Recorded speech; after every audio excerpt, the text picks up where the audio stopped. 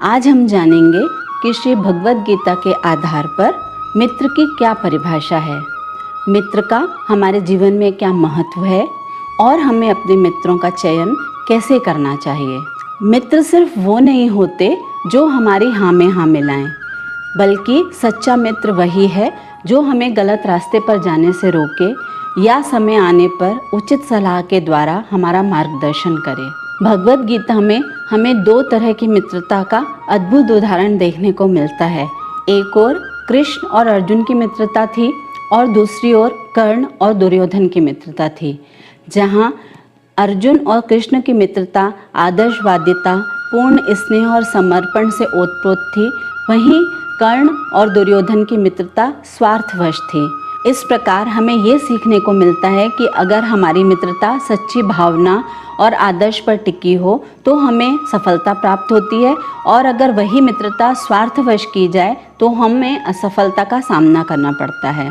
आप सबने भी अपने जीवन में महसूस किया होगा कि जब आप बहुत अधिक खुशी में होते हैं या आप किसी वजह से दुखी होते हैं, आपका मन परेशान होता है, तो आप अपने दोस्तों से अपने मन की बात कहकर अपनी समस्याओं का समाधान पा जाते हैं।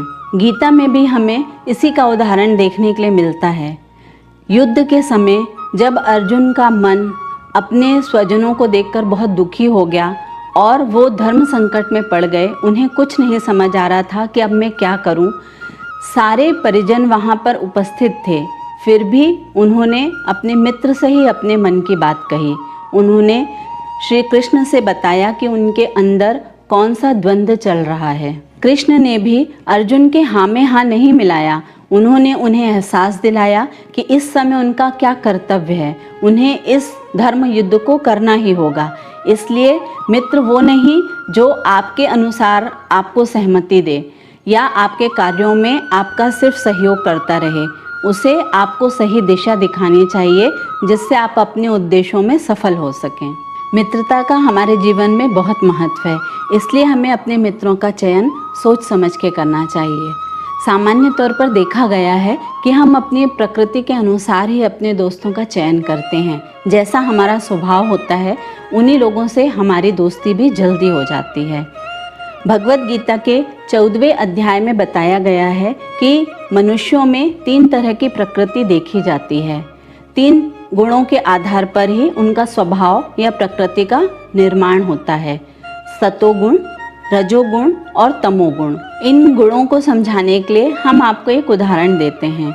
मान लीजिए आप कभी किसी समस्या में उलझे हुए हैं और आप अपनी वो समस्या अपने दोस्तों के पास लेकर जाते हैं, तो उनमें से कुछ दोस्त ऐसे होते हैं कि आपकी समस्या को सुनते ही किनारा करने लगते हैं। वो किसी न किसी तरह से अपने परिवार या अपने काम या अपने रिश्तों की आड़ लेके आपको ये एक्सक्यूज़ देने लगते हैं कि मैं इसमें तुम्हारा साथ नहीं दे सकता। ये लोग रजोगुण प्रवृत्ति के लोग कहे जाते हैं। कुछ ऐसे होते हैं जो आपकी समस्या सुनते ही तुरंत आक्रामक हो जाते हैं या ये कहने लगते हैं कि चलो चल के अभी फैसला करते हैं, मैं देख लूँगा, तुम परेशान मत हो। तो आप ऐसे दोस्तों को ये ना समझें कि वो आपके लिए सब कुछ करने के लिए तैयार हैं। हकीकत में उनकी प्रकृति वही है, उनका स्वभाव ही वही है कि वो किसी भी समस्या का निराकरण अज्ञानतावश देखते हैं। उसमें वो ज्ञान को सम्मिलित नहीं करते, वो तुरंत निर्णय लेते हैं और हमेशा आवेश में रहते हैं। ऐसे लोगों को तमोगुण प्रवृत्ति वाले लोग कहा जाता है। और कुछ दोस्त ऐसे होते हैं जो आपकी समस्या को सुनते ही आपको समझाना शुरू कर देते हैं और तब तक प्रयासरत रहते हैं जब तक कि आप उनकी बातों से पूर्णतः सहमत ना हो जाएं। उनकी बातों में ज्ञान, सात्विकता और न्याय दिखाई देता है। वो आपको धर्म के रास्ते पर चलाना चाहते हैं। वो आपको वही सिखाते हैं जो उस समय आपका कर्तव्य होता है। ऐसे लोग सत्वगुणी प्रवृत्ति के लोग कहे जाते हैं। इस तरह गीता के आधार पर हम अपने दोस्तों के स्वभाव को जान सकते हैं और उसी आधार पर हम अपना निर्णय ले सकते हैं। सामान्यतः यही देखा जाता है कि जिस तरह की आपकी प्रवृत्ति होती है, जिस तरह का आपका स्वभाव होता है, उसी तरह के लोगों के साथ आपकी मित्रता लंबे समय तक चलती है और धीरे धीरे बाकी के लोग आपसे दूर होते चले जाते हैं।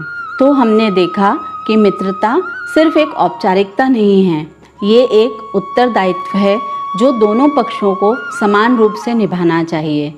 जब भी कभी किसी के ऊपर भी कोई बुरा वक्त आए, उसे उचित सलाह, उचित मार्गदर्शन देकर उन्नति के रास्ते पर आगे ले जाना चाहिए।